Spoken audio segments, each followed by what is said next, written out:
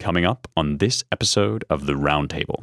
Academic achievement is basically our only outlet for that social function, where you bestow an honor upon somebody and then you get more of whatever that thing is. If it's plagiarized word gunk about made up social science to the effect that Black Indigenous basket weavers are insufficiently represented in Hollywood media, then that's what you get more of. And I think our friend Inez Stepman made this point on Twitter that we talk a lot about the anti-meritocratic function of DEI. We don't so much talk about the way it incentivizes groveling, the fact that it creates just like a whole culture designed for like managerialism, consensus orientation, and basically self-abjection in the name of ridiculous political beliefs. Coupled with entitlement. Fascinatingly. Yeah, what a psychological rabbit warren that is.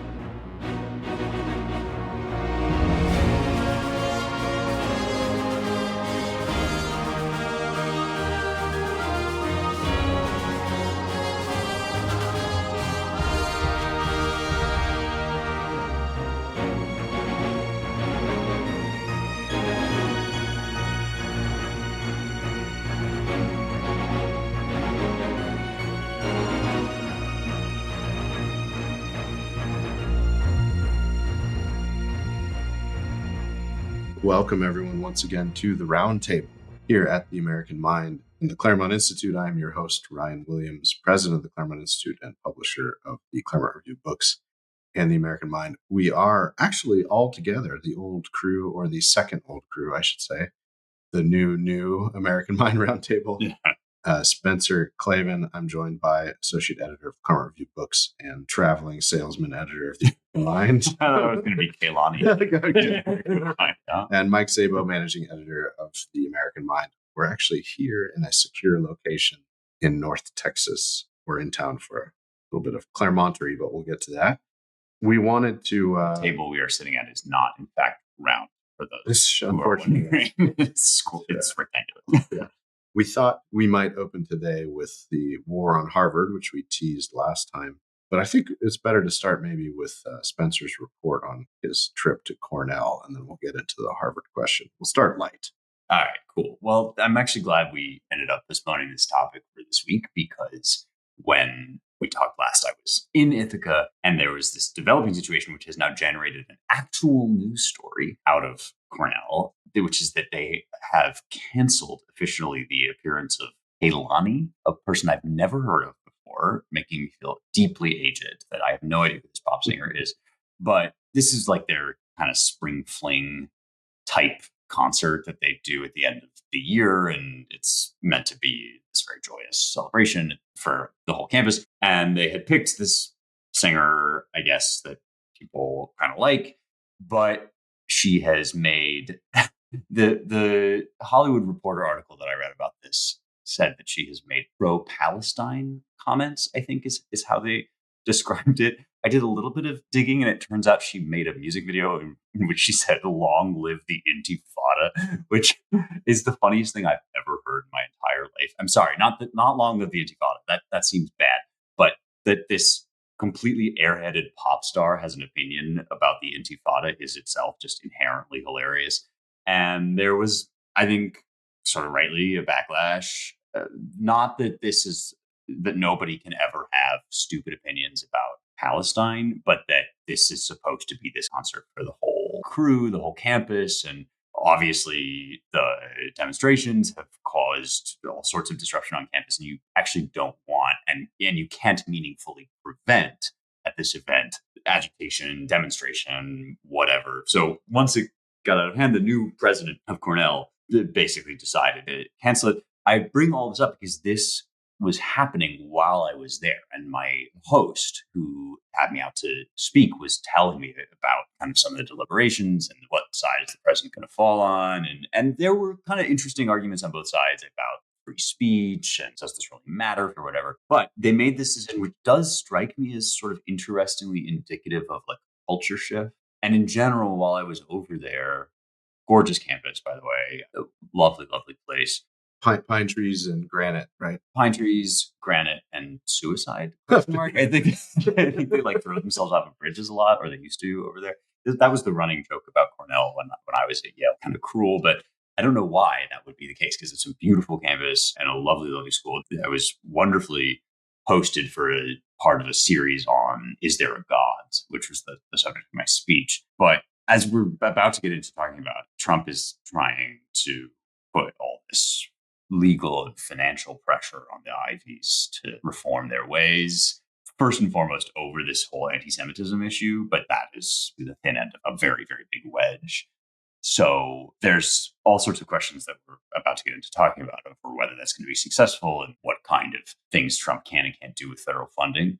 But my experience at Cornell made me think that actually the larger issue is whatever you can do with the law and with money. The bigger issue here is going to be cultural. It's going to be part of this sort of tipping point we all seem to be at where, look, I mean, you guys may disagree. I sort of think that there's something inherently a little bit liberal about academic institutions, much like artistic institutions.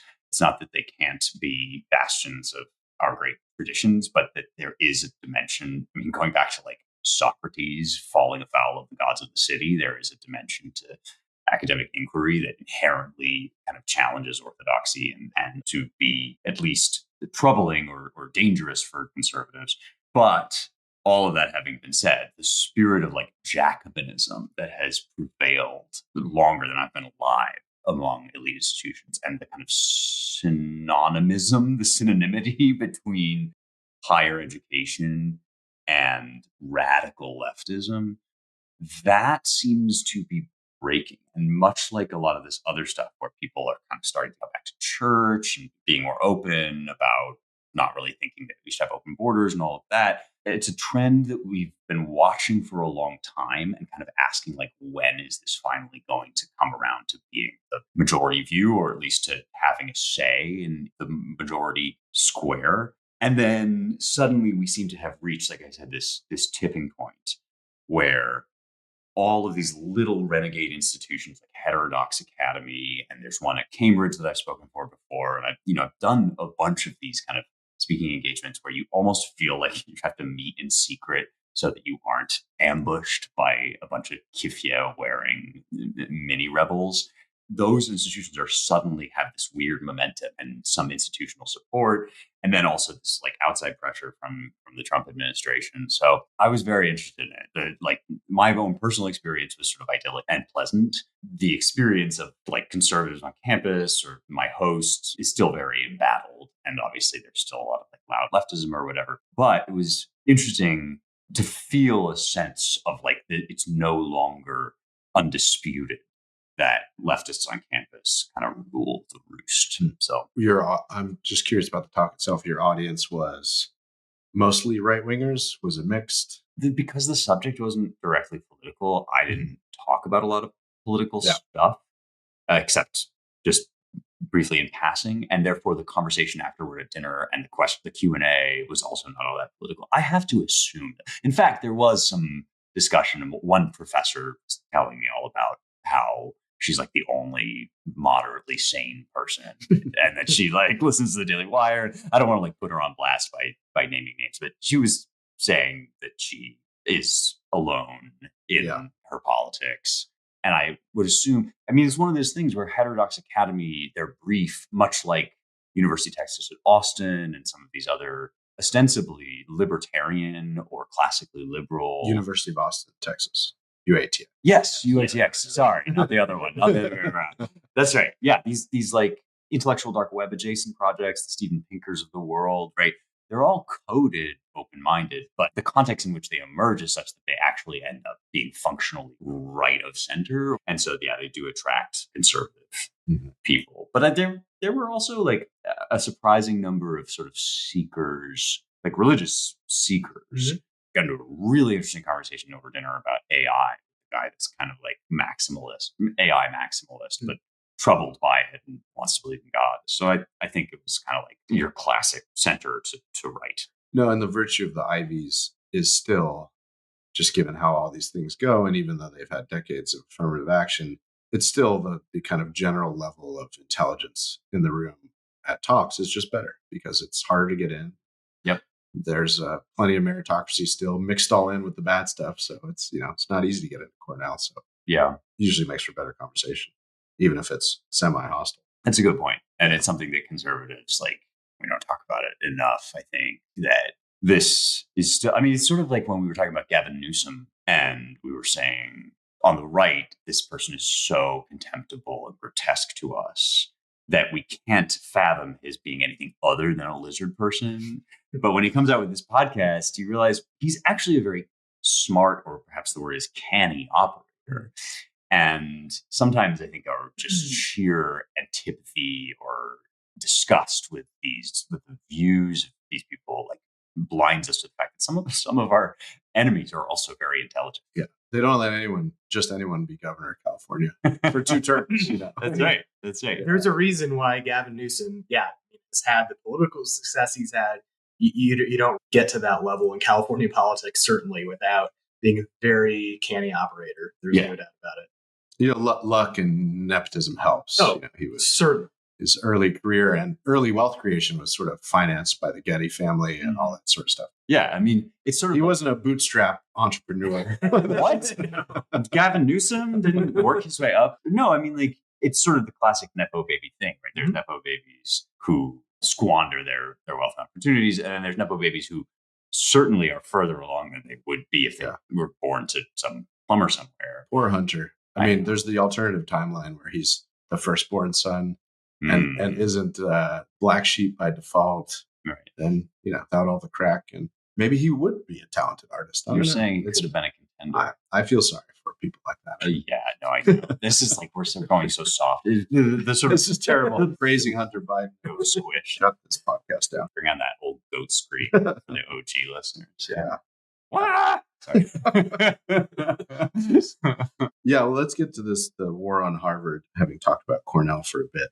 We often rely on the good work of our friends. And so I'm going to do that here just to set the stage. So, people who have been following this know that the Trump administration is coming down hard on the Ivies. And they issued a demand letter to Columbia back in March, and they're messing about all over the place. But this April 11th set of conditions they sent to Harvard, which Harvard is now challenging, and I think will definitely end up in court. Harvard's now suing over it. Heather McDonald wrote it up over at City Journal, and she helpfully summarized the bullet points for the administration's requirements for Harvard to receive federal funding, of which they get about $9 billion. And the administration has already frozen $2 billion of that.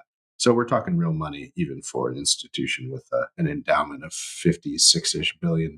And I've been told kind of secondhand that it's likely that with a lot of these big endowments, they are surprisingly illiquid for a good portion of them, tied up in all sorts of venture investing. And so it looks worse than it is financially for Harvard. When I was at Oxford, the president of my college had in his official college home a stone relief from the palace at Nineveh that's Assyrian. It was the spoils of the English Empire. So that's the sort of thing, that's where their wealth is tied up in. Yes. No, right. So we're not even counting all their, I wonder if their intangible artifact property is on their balance sheet. Probably not. Great question. Buildings, yes. Yeah.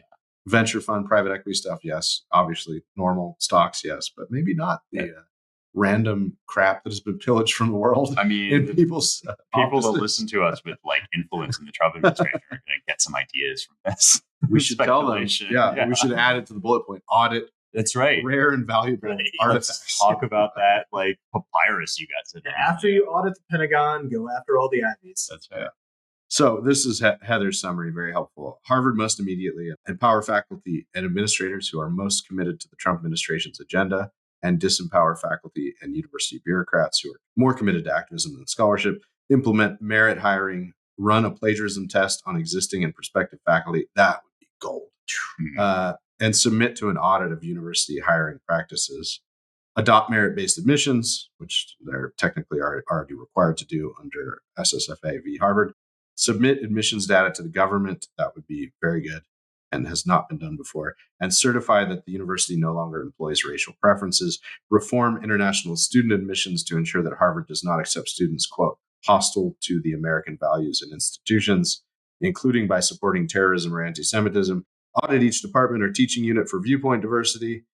If a department is found deficient in viewpoint diversity, the university must hire a critical mass of intellectually diverse faculty for that department.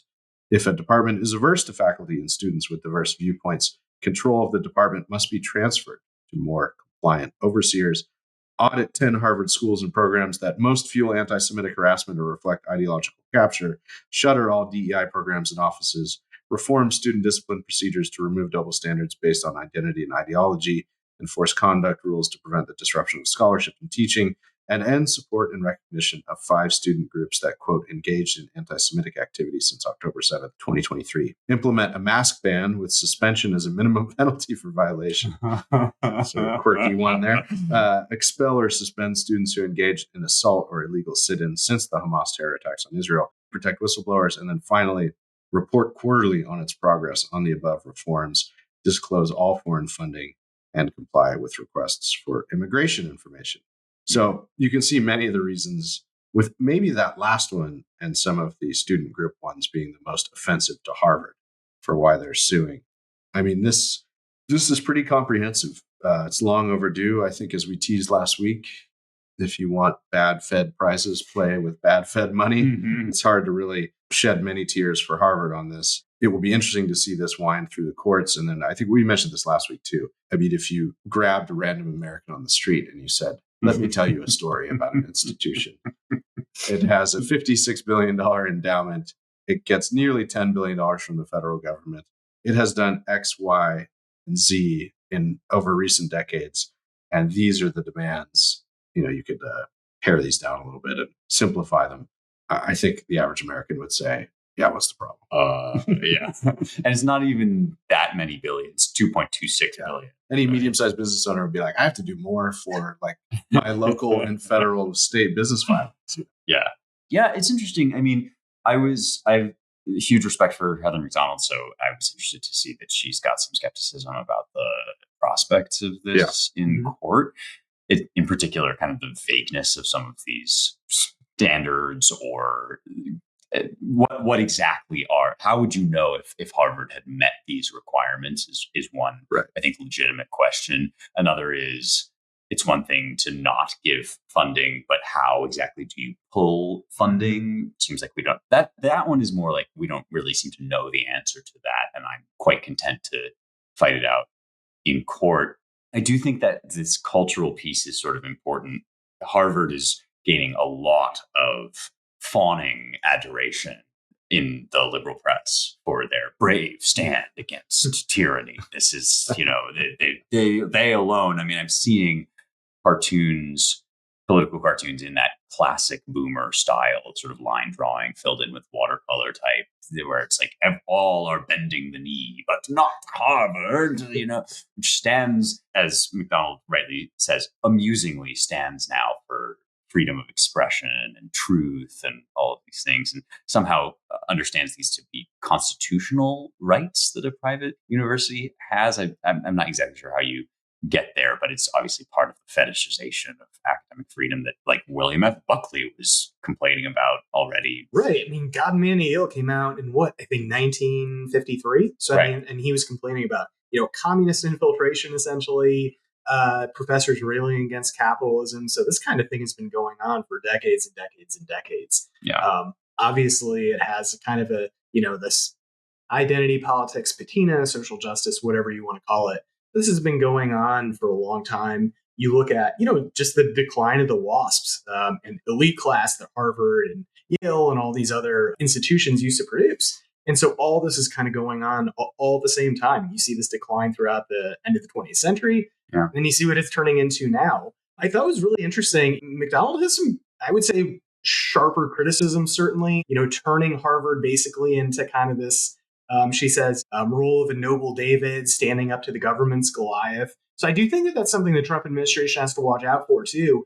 It is basically essentially like making an enemy and making a martyr. And I think that's something they definitely have to think about. Also, just this idea of like viewpoint diversity. She doesn't really say it, but it seems to kind of have the same idea as behind the affirmative action. Like a professor, if they're there for viewpoint diversity, I mean, do they actually belong there? Yes, this is important. Or are they just brought in just because, oh, they're the token conservative? I think that is a very good point. And it reinforces the idea that conservatives need like a little hand up. Because they're just not, they're a little slower and dimmer than their left-wing counterparts. And I do think that, as I was sort of saying with Cornell, there is already a disadvantage or there's sort of like a structural problem for conservatives in the philosophical endeavor, which is that it is by nature sort of open-ended and questioning and transgressive even. And therefore, conservatives are bound to be a little skeptical of it. I should clarify that that's not to say the conservative movement lacks some degree of intellectual firepower. I mean, some of the most penetrating and powerful thinkers currently alive and also in the history of the country have been traditionalists or conservatives of some stripe. But we also suffer from a not sending our best problem sometimes. Occasionally, we will react to this extreme groupthink. We'll look at a group of institutions like the Ivies, or indeed we'll look at the arts and we'll say, we've been shut out of these places. We're just as good. And it's only because we're canceled that this person is not a famous musician, or this person is not a great intellectual. You open the black box called this person and you're like, oh, there are other reasons why this person is not a famous musician or intellectual. So you do have to watch out for that. Also, and this is something like a drum I've been beating for a long time, you have to be conscious that the reason that this matters is not just who is smartest or who gets to go to the fanciest college, but that honor is a really important dimension of any society. And because we lack a formalized class system in America, and because we've done away with so many hereditary titles of rank, one of the things that Paul Fussell, in his extremely acerbic and nasty, but also very fun book about class in America, says is like, academic achievement is basically our only outlet for that social function, where you bestow an honor upon somebody and then you get more of whatever that thing is. If it's plagiarized word gunk about made up social science to the effect that Black Indigenous basket weavers are insufficiently represented in Hollywood media, then that's what you get more of. And I think our friend Inez Stepman made this point on Twitter that we talk a lot about the anti-meritocratic function of DEI. We don't so much talk about the way it incentivizes groveling, the fact that it creates just like a whole culture designed for like managerialism, consensus orientation, and basically self-abjection in the name of ridiculous political beliefs. Coupled with entitlement. Coupled fascinatingly. Yeah, what a psychological rabbit warren that is. What's Fussell's book called? Class. Oh, just Class. Yes, it's short, it's extremely readable. It is nasty and very unfair in parts, but also beautiful. Fussell, fascinatingly, also wrote a book called The Great War in Modern Memory, a really wonderful history of archival material from the First World War. I hope I got that right. And this is a totally different, readable, popular book on a subject that Americans don't quite know how to talk about, but which does operate in our life, and that's class. I would say that class is really a stand-in for honor. Yeah, I guess I sympathize with Heather's skepticism about some of this. So we're going to get into a related part of this in a minute about IRS stuff and tax exemption. I mean, I'm all for threatening Harvard with the loss of federal funds, and I probably would agree with most of these. I don't know that I agree with her that this will anytime soon make Harvard the David to the Goliath. No, it's like Seth said, they need better martyrs. Yeah. I mean, what percentage of America has always thought Harvard was either just some snooty place that was best forgotten or ignored, or treated with open contempt? I'm very interested in what effect this has at all on the honor of the Harvard degree. The prestige question is front and center and a part of this. So I also wonder about the kind of, to the extent that they still exist, and there are some at Harvard because it's a huge place, is this turn the sensible liberal professors after all the progress has been made since October 7th, with them looking at their campus and going, man, something really is wrong. Now are they just running a little bit back towards the status quo and saying, well, this boorish lunatic in the White House can't tell us what to do. So, it'll be an interesting dynamic to watch. I wonder what Harvey Mansfield thinks of all of it. Great question. Yeah. And Harvey's sort of standoffish way might just say, what do I care? I'm finally now fully retired. I got to supervise the last dissertation I have, and then I'm done. I have to say, I've always felt like I caught the last chopper out of Saigon with Ivies a little bit. I graduated from Yale in 2014, and 2015 is when that viral video of kids screaming about the Halloween costumes made the rounds, which was, I think, a lot of people's first encounter with what we would come to know as wokeness. Yeah. So it really, the other image that always comes to mind is in the Iliad. There's a hero, Greater Ajax, who walks from ship to ship because he's such a big dude that he can just walk across the prows. But it was like that for me, but like the ships were sinking in the background as I left, all these institutions. And I think Harvey might just feel like this is their problem now. You could get a sense of it from Harvey, and he's fairly, in the abstract and institutionally with many provisions, pro Harvard still. In his interview he did with Charles Kessler in the Claremont Review books 2-3 issues ago. But it'd be good to check back in with him. Maybe we'll convince Charles too. My host at Cornell said something really interesting. He said, my opinion is that the Ivy Leagues are either 51% good for the country or 51% bad for the country, and I don't know which one. And they're like important institutions, sort of, in the sense that like it's important that we have an institution that is what Harvard is supposed to be. And the really big open question right now is whether Harvard is going to become that institution again, or Cornell or Yale or whatever, which would be, for a million reasons, the obviously preferable outcome would be to retain all of that accumulated intellectual and social capital and just revitalize it. It ain't going to happen. Exactly right. So the alternative is that these other institutions that have now become hugely impressive. It's amazing we haven't mentioned Hillsdale in this conversation, but Hillsdale is now indisputably, you get a better education on average at Hillsdale than Yale, right? And Ralston College, some of the other institutions we've already mentioned, those will become the new version of it. But you do need an elite, you need a center for them to consolidate their prestige and excellence, and like they should be the natural meritocratic elite and not inbred elite. But there we are. And I know that there's an argument, I've had with friends who say almost this kind of like leveling argument where, maybe we don't even need elites. It's kind of like looking at the administrative state problem and the elites filling that and saying, maybe we should just eliminate all of that. Like, but look, there's always going to be an elite. There always has been. Every polity, every nation. And it's about having the institutions to actually produce the elites that we need to keep America going, to actually look at the common good and not looking at their own, amassing wealth and just prestige and credentials that really sit atop a house that's just absolutely crumbling. How do we fix that? And that is a massive, massive problem. But I think it starts with places like Hillsdale. It starts with Ralston. It starts with other colleges that we need new institutions. I'm certainly not ready to abandon places like Harvard, Yale, Cornell, because like you said, Spencer, they just have such rich legacies and there's still so much there. But we certainly need to build right now. We basically need kind of a multi-pronged strategy, and it really is going to take prudence to really figure out, people at those very institutions and talking to them and saying, okay, this place very, very well. What do we do? Can this be salvaged? So that is the open question right now. There's always going to be elite, and they're always going to be sort of grotesque and contemptible. This is something that we also miss, is that elites are disgusting. Right. Just look at Flaubert, Salambo. Yes.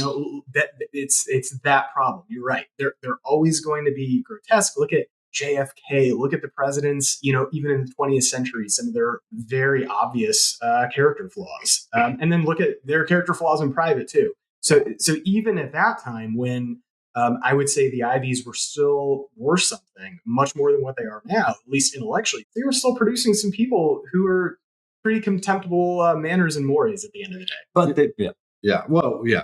with with elites comes privilege, with privilege comes insulation and a bit of dissoluteness. But let's not get too carried away. I mean, we do have the example of the American founders who, Hamilton, Gouverneur Morris, they had their flights of fancy. Ben Franklin, running all over Europe. Very but famously, mostly some private vice and a pretty impressive group publicly and public-spirited and virtuous. But all of them kind of forged in the fires of a historical confluence of education, opportunity, and a very silly and itself foolish and imprudent mother country. Yes, and that is the major difference. Is not every social class and every person is going to have some of the characteristic vices that kind of, if we're not in that social class and if we're not friends with that person, it naturally react with disgust because it's not our particular vices that we tend to like. But the major difference, and of course the founders are exceptional, but with a good elite,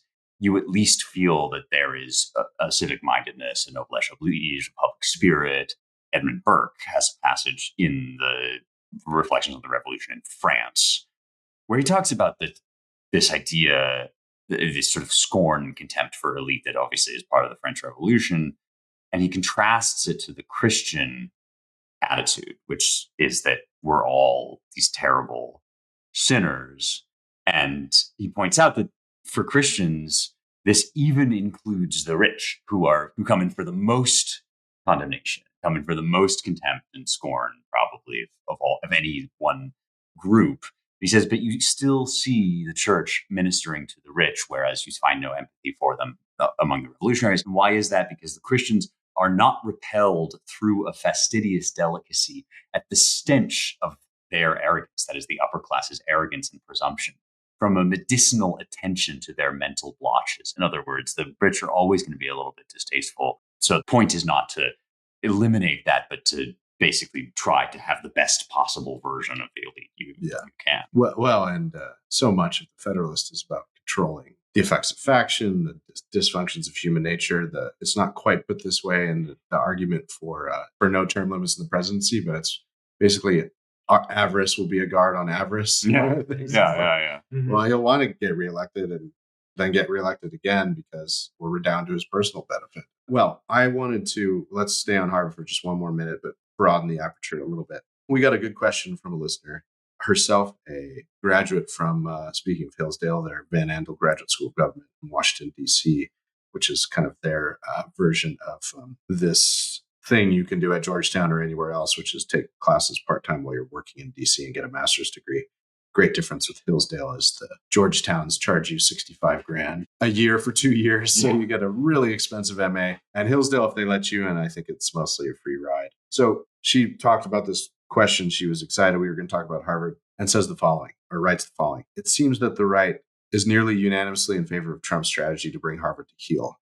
What I haven't seen, even from leaders on the right, like Chris Rufo and Inez Stepman, both Claremont fellows, I should say, is a robust response to Trump's threat to revoke Harvard's tax-exempt status. The Wall Street Journal, in its recent article, Should Harvard Be Tax-Exempt?, borrowed Justice Rehnquist's position in Bob Jones University of the United States that the majority's ruling that an institution seeking tax-exempt status must serve a public policy purpose and not be contrary to established public policy was created out of whole cloth. That's Rehnquist on the majority opinion, via IRS reinterpretation of law. If Rehnquist was correct, that the court, in its zeal to eradicate racial discrimination, disregarded constitutional considerations, should the right be celebrating the prospect of having the IRS revoke Harvard's tax exemption for its ideological opposition to Trump's agenda? Should tax exemption be the new political football to be tossed about by opposing administrations? I've already seen how Christian colleges were targeted for acting contrary to established public policy regarding gender identity under both the Obama and Biden admins, and I'm unsure that this strategy to revoke tax exemption is a prudent long-term political strategy. So this, I wanted to read this because it hits on a few themes that are very current on the right now. One of which is, well, if you do that, then the left will come back into power and they'll do it to you and it will be terrible. This is a much scoffed at position. And the scoffing usually runs along the lines of, where have you been? The left has been doing what they wanted for a long time. Mm-hmm. Maybe they're slightly restrained, but of course they're going to do it regardless. So why not use power for power's sake?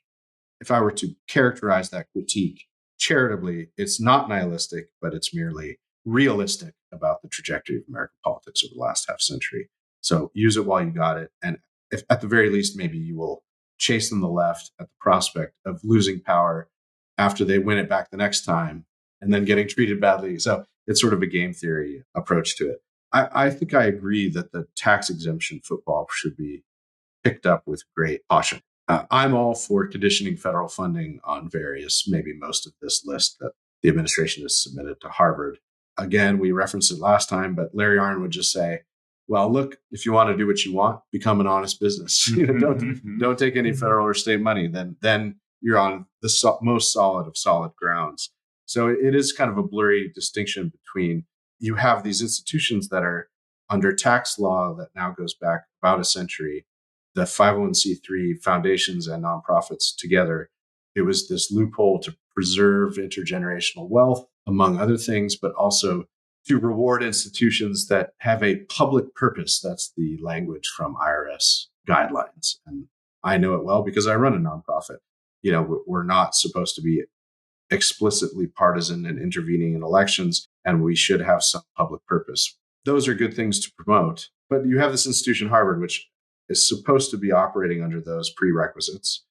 I think you could defend the public purpose of Harvard in lots of ways, even now in its corrupted state. But you also have this other thing where they're highly dependent on federal funding. So I would say that the Trump administration should use the tools at its disposal by way of funding strings, but maybe stay away from embracing the very questionable and partisan constitutional interpretation on display in Bob Jones' case from the 80s, where the court basically signed off on the IRS's revocation of nonprofit status. I forget the exact issue in Bob Jones because it was segregated. I think it was because it was segregated. Sounds right. Yeah. Mm-hmm. I haven't read that case in a long time, so forgive me, listeners. Podunk backwardness was like Bob Jones when I was growing up. And Bob Jones is still around. Yeah. It reformed its ways and then got its nonprofit status back. This thing about if we wield power, will the left wield it against us? This touches, I think, a concern that has been very central to all of us, which is the right engaged in a process of basically like Augustinian or Caesarian refounding, where we actually were born to save the republic. I mean, that's the kind of the 1,000-foot view of that question is, do we believe that the institutions and the powers and the enumerated powers of the Constitution have been so warped and miswielded that they really already are functionally something completely different from what they were as created, just traveling under the same names, in which case the only available option is to wield the new forms of power as best as we can and for the right and for the good. And this is, I would say, sort of most integralist positions are sort of like this. Most post-liberal positions amount to this. There's a bunch of different varieties of it. Or do you think that our situation is closer to sort of like what Tiberius Gracchus initially hoped to do before everything went completely pear-shaped, where you have a very overburdened and abused Republican system, but one that is still meaningfully Republican and could, in your view, be made Republican again with sort of civic-minded cooperation. I sort of think that, broadly speaking, the Claremont official position is the former, is like we're not dead yet. And so if what we're trying to do here is like, I'm feeling better. But I am not dead yet. I can dance and I can sing. Yes, exactly. Like that is sort of our attitude. So concerns like this, listeners, are therefore have more weight, I think, with us. Well, and recall that in one of the more famous pieces we've published in the last 10 years, yes. The Flight 93 election. Perhaps the most famous. Well, I think it is probably the most famous. I mean, Mike Anton wrote that only in a corrupt republic would a Trump rise and become necessary, or sort of twinning those things together. Right. So, yeah, I mean, we are in a much more, we have a weird and schizophrenic or bipolar executive. It's huge. It's quite a lot bigger than it's ever been. Looms over the states, especially the federal establishment, as well as just the executive branch. But it also is pretty dysfunctional. I mean, it doesn't really control all of itself, all these fights over Doge and the bureaucracy. So it's like a half Caesarian project, half Augustinian regime form with this weird corrupt oligarchy sitting underneath it, but also alongside it in the form of the private oligarchy that exerts so much influence over politics. So we're a mixed regime in the old Aristotelian sense, and not the old constitutional sense. So what do you do with that? Well, the best argument you could make for moving fast, breaking things from the executive branch is things are pretty dire and we need reform. So let's see what we can get done, even if we push the legal and constitutional envelope after 100 years of it being pushed and distorted in a different direction. But no, I'm not signed on to the it's all over. Let's elect Trump to a third and a fourth term. It's all over, so he's so back. It's just like that fake ad that he ran just to get liberal tears. Trump 2032. It just kept going and going and going and going. Yeah, I mean, I think this is really the whole crux of the matter is how bad is it? Right. Where are we? What time is it? Yeah, right. I mean, is there time to reverse this? I think clearly at the Claremont Institute, we think, yes, there's a lot of ruin and we've gone a lot toward that ruin. I mean, but there's still certainly, I think, more there.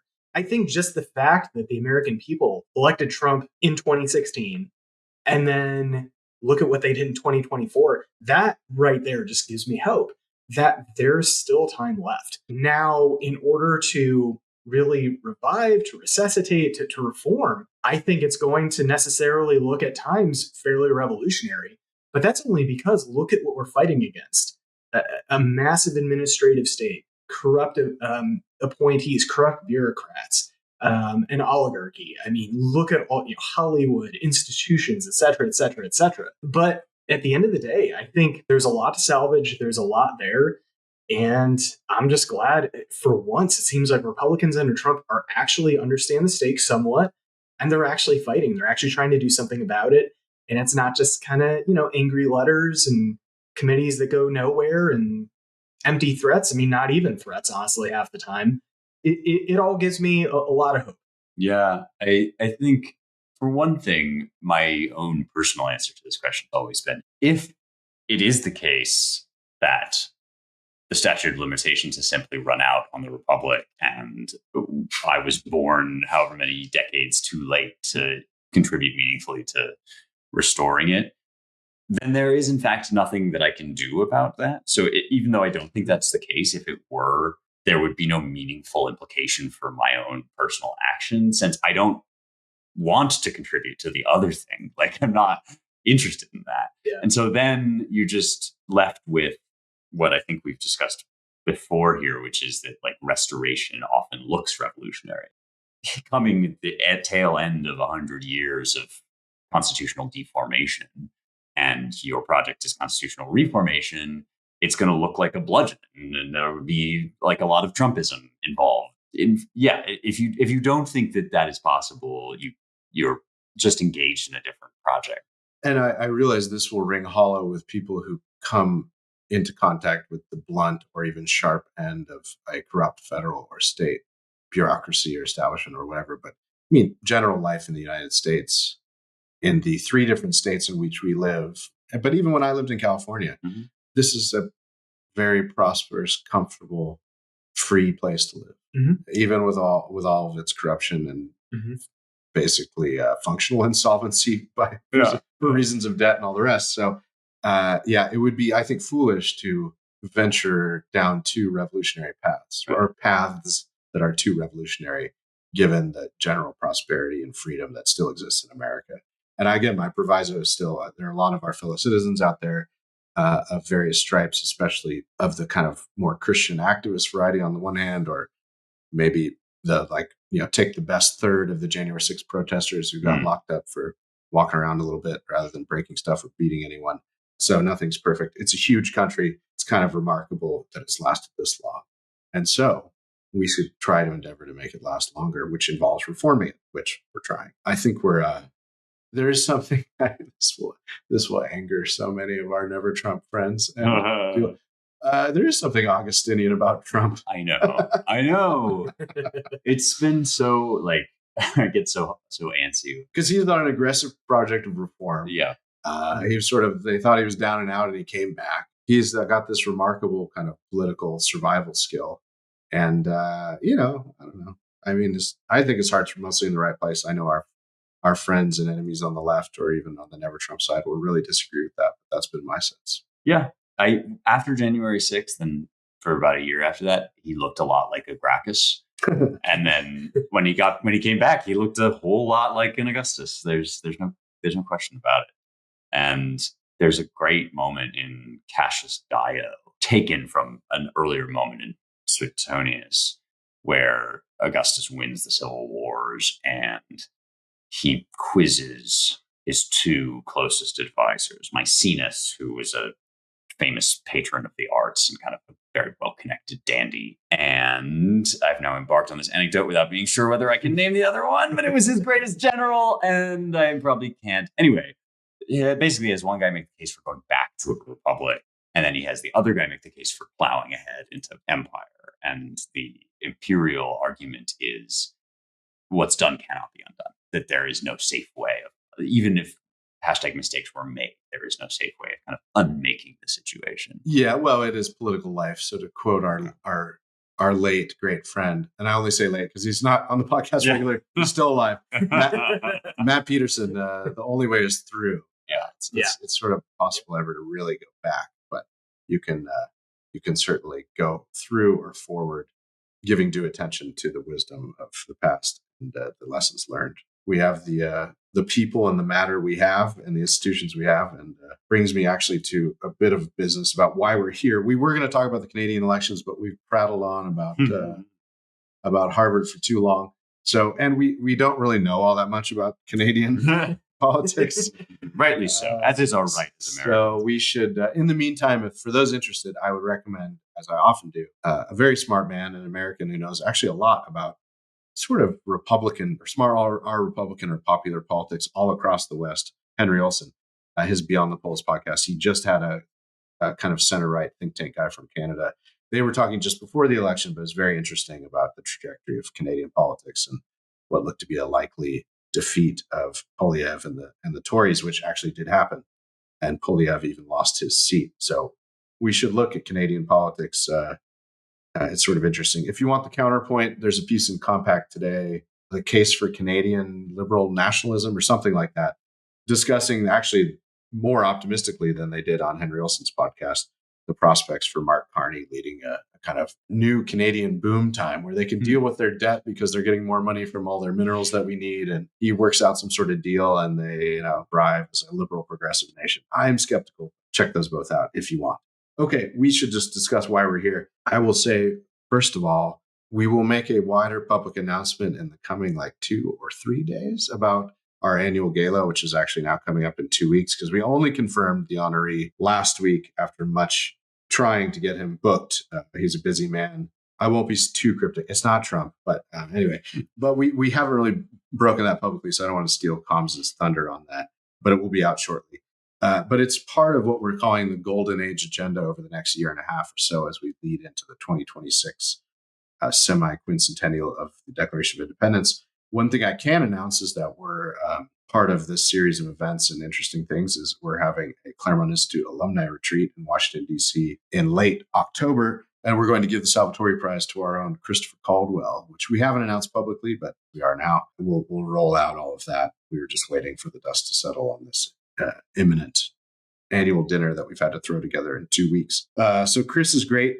He'll speak at that dinner. Not just anyone can go, but if you're an alum, mark it down, October 25th and 6th, I think.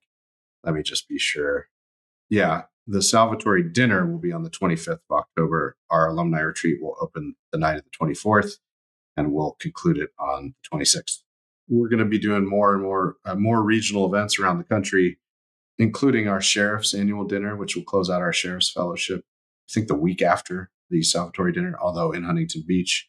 And we're all gathered here in Claremont because we have grown, I think, about 28, 32%-ish since I took over in 2017. That was not all my doing. We've been fortunate in various ways. We have a very generous group of donors, but a lot. But pat yourself on the back. No, but I didn't want to mark it from my tenure as like this is all Ryan's doing. The Williams era. Yeah. We've always been a friendly organization, which was founded by friends who were students of Perry Jaffa.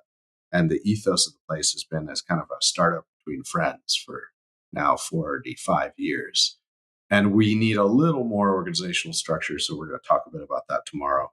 And but it's really always in service of the mission and all the good work we do. So Spencer and Mike are in town and a bunch of others too. Greater DFW. We're going to keep everyone's house off the record.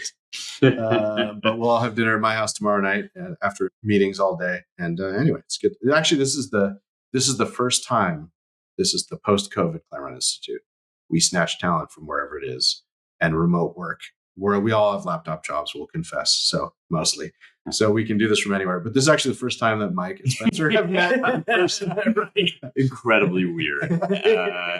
This is our first time since we have yet to reach our Amelia quota for this episode. Yeah. We should mention that, or I should say that I've been looking forward all month to the fact that dinner is at the Williams. Oh, yeah. Yes. I've heard so much about the cooking. Oh, my gosh. Want to meet Amelia, too. And, although also the sandwiches tomorrow. Yes. Definitely saying mostly this is about food. Yeah. I know that Ryan had the important stuff. But I think I spent about 20 minutes just looking through the menu. Yes. No, I mean, Amelia's making meatballs, and she started over the weekend. So, it's for a lot of people. You got to sweat all these onions, and they are very good. Far be it from me to say her name. Yeah, no, and it's like legit Italian meatballs. So no, they're not with spaghetti. It's just with crusty bread. And some salad. Not fancy, but so we have time. Yeah, we're only at about an hour, a little under. So, I should say too, this is definitely not public, but Salvatore Prize recipient in 2026, the semi-quincentennial of the Declaration of Independence, will be our own Charles Kessler. That's right. Who is working on a book on the Declaration. I would say that it's half written, but it's not half written. But it's shaping up to be very good. As I'm sure, as everything is that Kessler. It's not an Augustinian conquest; it's a Kesslerian. Kesslerian, yeah. I will say it is real fun to be in person. I know we all love flexibility, and I think it's like, frankly, there are many disadvantages to it in other professions, but for people that do what we do, it's a huge boon and a benefit. So I'm not knocking it in any way, just the opposite. But there's this passage in C.S. Lewis where the devils are talking about how much they hate laughter. Some laughter they like because they like when people make fun of each other and they like petty, mean jokes. But there are other kinds of laughter that we very much despise because they sort of echo what happens in heaven when when for no reason the tempo of the celestial dance increases. And one instance of that laughter is that when people who really like each other get together after long absence, they tell jokes as a pretext for their laughter, but they're not really laughing at the jokes. They're just sort of laughing at being together. And I feel like, it's fun to be back together. So we talked about one topic for an hour. Yeah. No, my great lament is that we can't all get together more often, but with like 35 full-time employees in 20 states and Canada, if we all got together a few times a year, it'd be like $1 million. So if any donors are out there listening and you particularly enjoyed this episode, you know what to do. It's the staff reunion capital campaign. Yeah, that's right. Earmark their donation. Donors famously don't like funding just, admin, which is they like cool projects. And so move over celebration of the Declaration in 2026. It's going to be celebration of Claremont staff. That's we right. We need to get together more in 2026. Yeah. Oh, and the other Golden Age event, which we've shoehorned into it because we were going to do it anyway, of course. But the other event is the November 6th, New York City, 25th anniversary celebration dinner of the Claremont Review books. I'm very much looking forward to that. And on my birthday, too. That's right. Oh, it's your birthday, too. Yeah. Yep. Current speakers lined up are me, Charles Kessler, Chairman Tom Klingenstein, and Larry Arnn. And I've got a couple ringers up my sleeve. I believe it. Yeah. And we've got a bonanza issue of CRB. A double CRB issue for winter 2026. Or I guess we do winter 25-26. We always straddle the calendar year. Yes, and it will be an actual double issue, I think. Yeah, bigger, longer, better. Yeah, faster, stronger. Any recommendations? I'll lead off. It's sort of a weird hybrid, and it's a callback to what I talked about, I think, last week.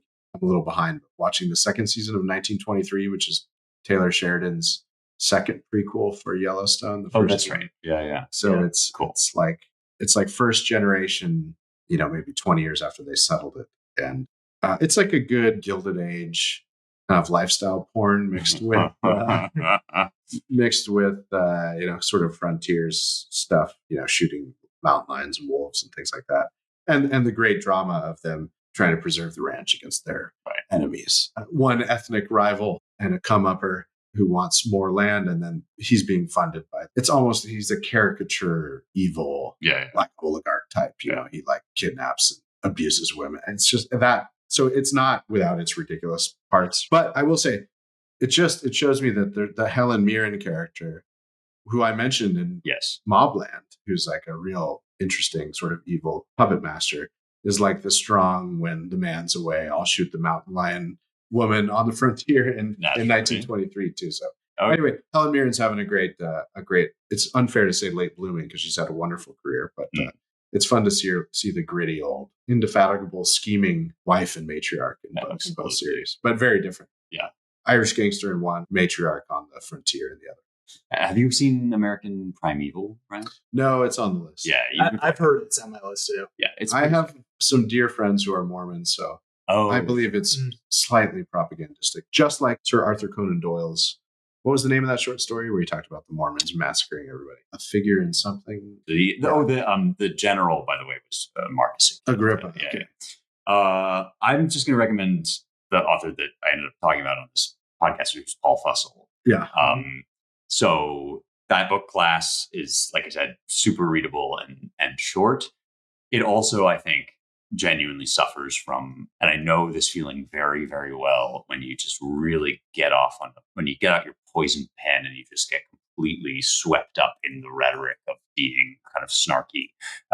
Fussell in that book sometimes suffers. He basically is making, I think, a very legitimate argument, which is that because Americans have a deep ancestral commitment to the idea that we don't have official classes. That is, there are no socioeconomic strata of the kind that were existed, for instance, in the Roman Empire. We have lapsed into the mythology that we have no classes at all, that there isn't class in America.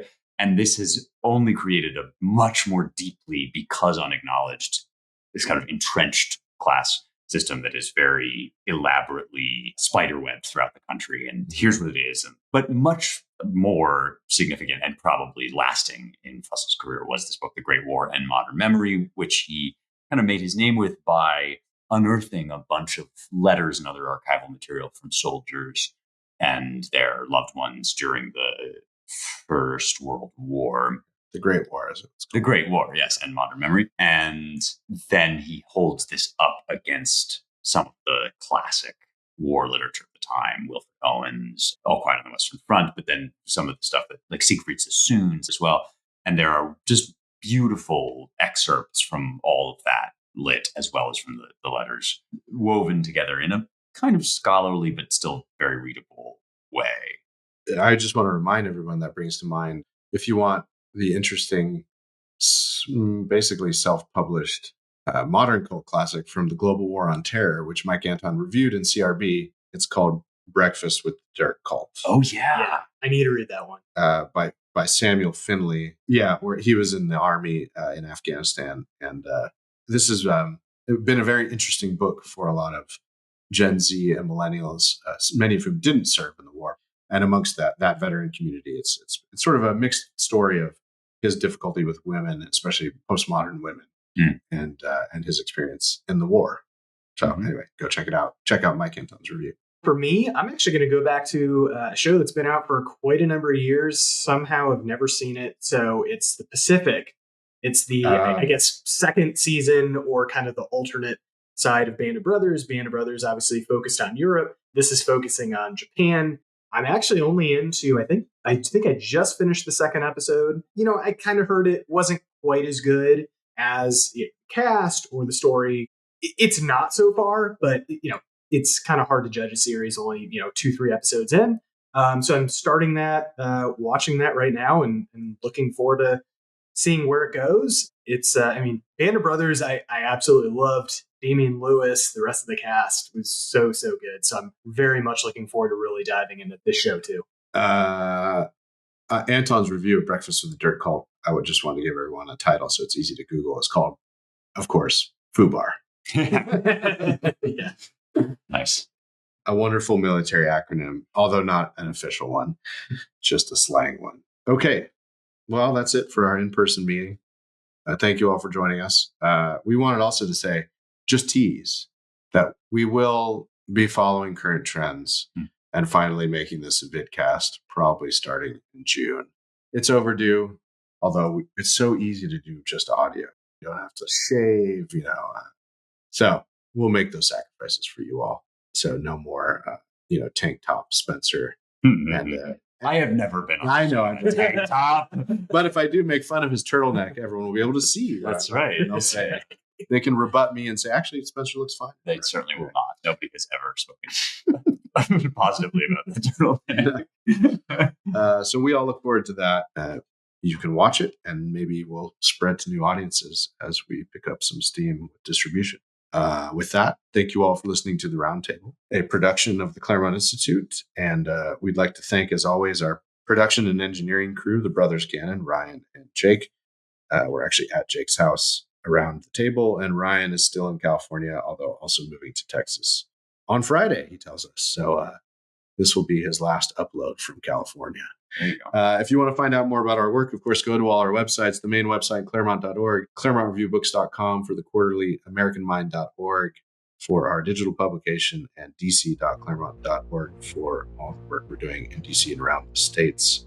Thank you all for listening. Please rate and review the show. As always, help spread the word. Tease your friends who only consume video content that better is coming. And we will talk to you all next week.